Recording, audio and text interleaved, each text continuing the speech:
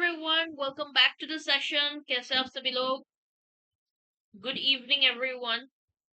शुरू करते हैं आज का सेशन। अगर आप लोग मेरे क्लास में for the very first time आए हो तो मेरा नाम शीतल है, पॉलिटिकल साइंस के एजुकेटर हूँ। और आज जो है वो आप लोगों के लिए मतलब अगर आप लोग प्रिपरेशन शुरुआत ही कर रहे हो और आप कंफ्यूज हो कि आपको थ्योरी से शुरू करनी चाहिए या फैक्ट से शुरू करनी चाहिए।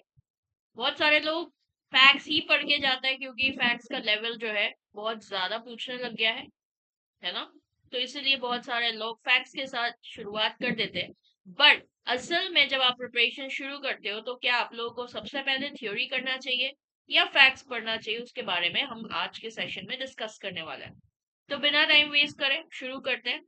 सबसे पहले अगर आप प्रिपरेशन को शुरू कर रहे हो तो हमेशा आप कंफ्यूज होते हो कि मुझे फैक्ट्स किस तरफ जाना चाहिए या थ्योरी की तरफ जाना चाहिए। सबसे पहले अगर आप मेरे से पूछोगे तो मैं बोलूंगी आपको थ्योरी पढ़ना चाहिए। ठीक है। फॉर एग्जाम्पल देखो कि आप एक घर बना रहे हो, तो घर जब बनाओगे तो आप पहले फाउंडेशन बेस कर बनाओगे ना।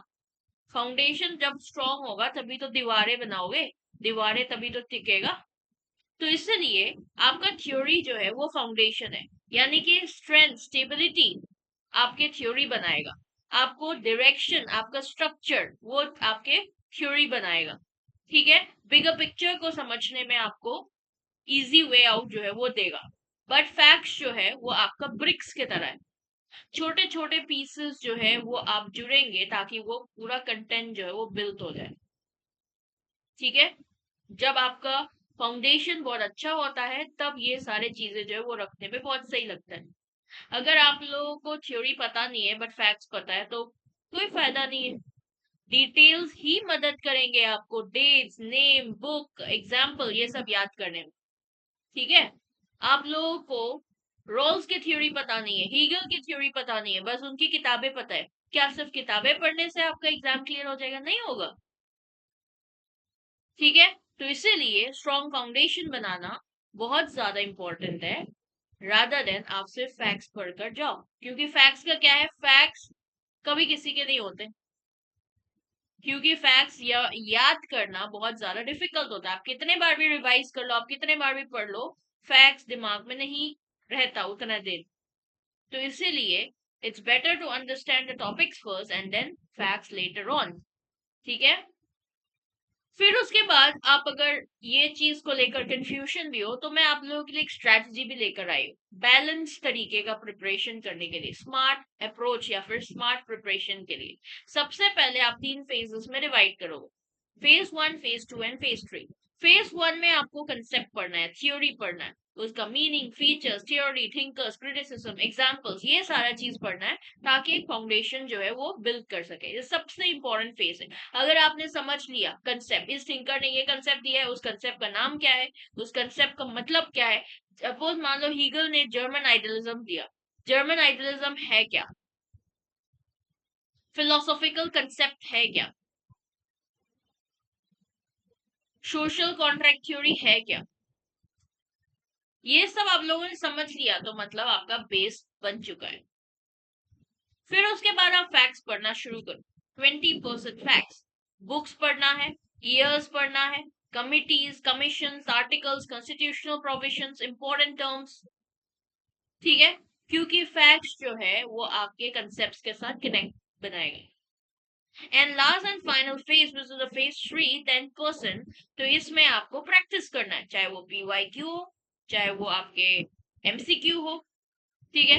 जैसे अलग अलग पैटर्न में पूछा जाता है, चाहे वो स्टेटमेंट बेस्ड क्वेश्चन हो, मल्टीपल सिलेक्शन ऑप्शंस हो, असर्शन रीजन हो, मैच द फॉलोइंग हो। ठीक है। तो ये सब आप प्रैक्टिस करोगे तो आपका पूरा बैलेंस प्रिपरेशन जो है वो हो जाएगा। ठीक है।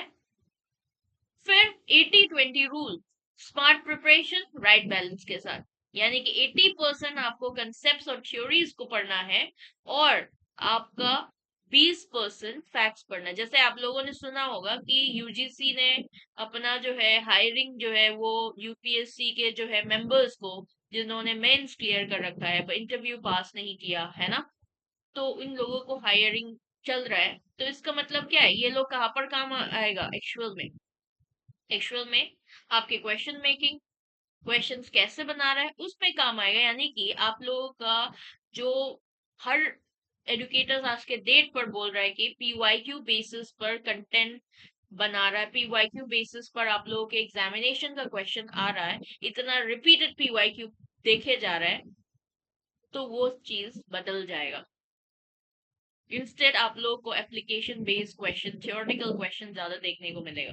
तो इसीलिए कंसेप्ट और थ्योरी जब बिल्ड करोगे ना, तो आपके लिए अगर एप्लीकेशन क्वेश्चन भी आ जाए तो आपके लिए आंसर करने में बहुत ज्यादा इजी हो जाएगा। फिर उसके बाद आप फैक्ट्स को मेमोराइज कर सकते हो, ठीक है, क्योंकि ये भी उतना जरूरी है अगर आपको स्कोर करना है तो। जैसे आप देख सकते हो वेस्टर्न थॉट हो गया, इंडियन थॉट हो गया, political theory, comparative politics, IR, public administration, ये सारे जो है आपके थियोरेटिकल यूनिट्स है। इसमें पूरा थ्योरी थ्योरी भर रखा है, तो यहां से भी तो आपका बढ़ बढ़ के क्वेश्चन आता है ना। तो ये सब आप बिल्ड नहीं करोगे सही तरीके से तो आप कैसे आंसर कर पाएंगे, ठीक है। तो इसीलिए अंडरस्टैंडिंग पर ज्यादा फोकस करो और रोट लर्निंग पर कम फोकस करो, ठीक है।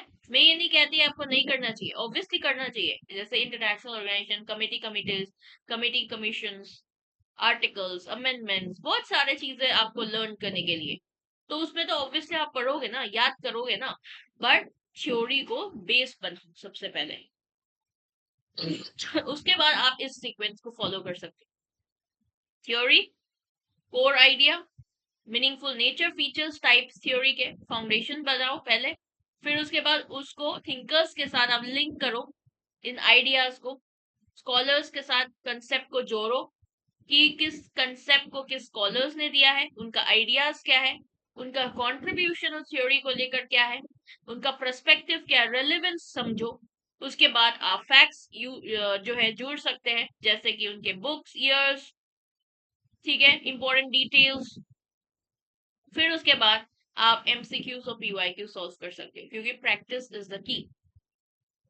जितने बार आप प्रैक्टिस करोगे उतना ज्यादा आपका एबिलिटी टू आंसर करेक्टली वो ज्यादा बढ़ेगा, ठीक है।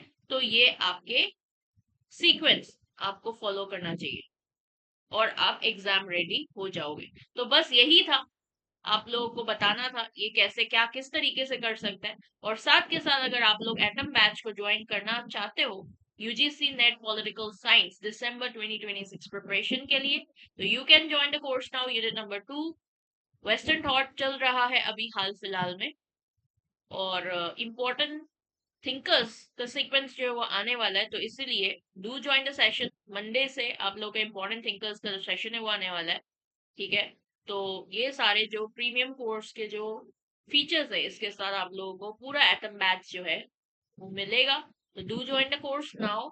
एंड अभी आप लोगों के लिए जो है ऑफर भी चल रहा है, 20% ऑफ जो है वो आप उठा सकते हो उसका। और बाकी टेलीग्राम चैनल का लिंक और व्हाट्सएप ग्रुप का लिंक जो है वो मैंने डाल दिया है, इसको आप क्लिक करके ज्वाइन कर सकते हो। आज के लिए इतना ही, सेशन को जरूर लाइक करके जाना। मिलेंगे फिर इसी तरीके से अगले सेशन में। Bye bye, take care and thank you so much for watching.